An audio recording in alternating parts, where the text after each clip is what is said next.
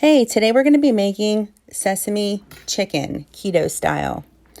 First, we're going to take our 3 to 4 chicken breasts and cube them up.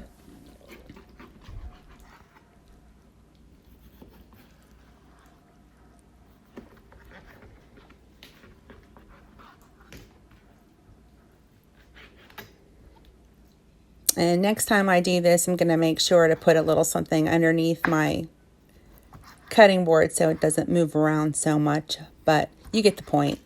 Cube it up into bite-sized pieces or a little bit larger than bite-sized pieces.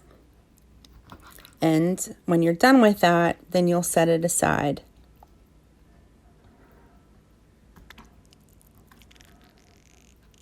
The recipe itself calls for chicken thigh. I did not have that. I just had chicken breast on hand, so that's what I used. And honestly, it tasted just as good as if I would have used chicken thighs. So you can pretty much use whatever you have.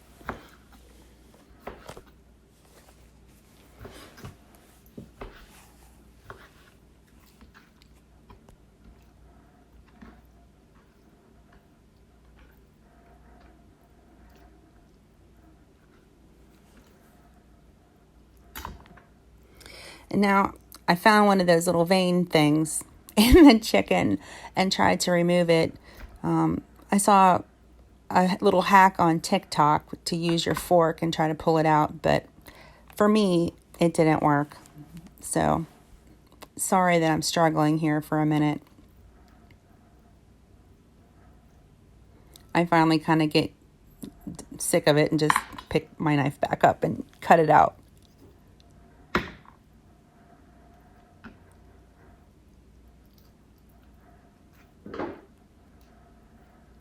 And if you notice, I have my garbage can next to me, which anytime I cook or bake, I keep my garbage can next to me so I don't have to run back and forth to the garbage to throw things out. It's kind of my little cooking hack to make things simpler for me.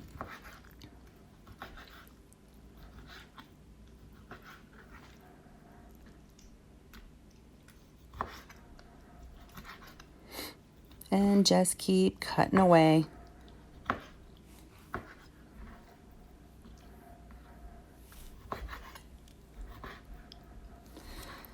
Now, the other ingredients that you'll need for this recipe are either coconut aminos, if you have it, or gluten-free soy sauce, sesame oil.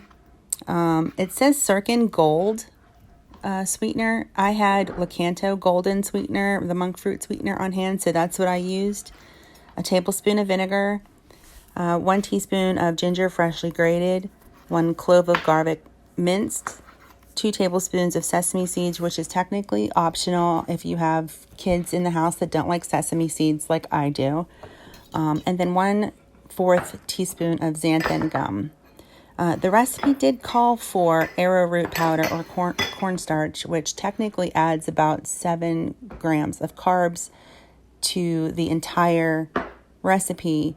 But when we made it yesterday, it averaged out to about 3 or 4 grams of total carbs per serving. So to make the batter, we scramble 1 large egg with the 1 tablespoon of cornstarch with the sesame seed oil.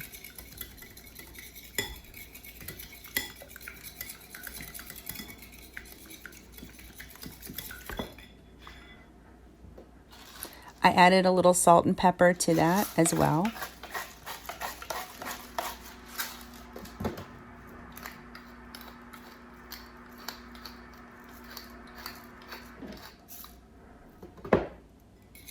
And gave it a good mix.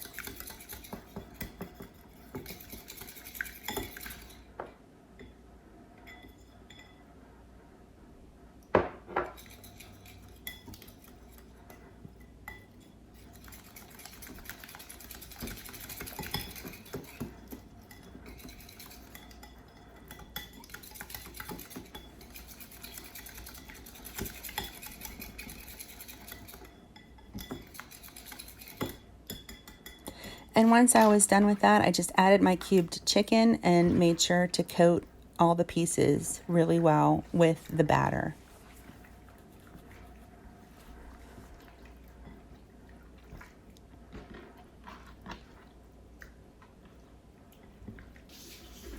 And because I'm a clean up as I go kind of person, I had to stop what I was doing to sort of clean up my mess from the chicken. I switched out my cutting board to one that I use for vegetables and herbs and spices, and got to chopping up the ginger and garlic.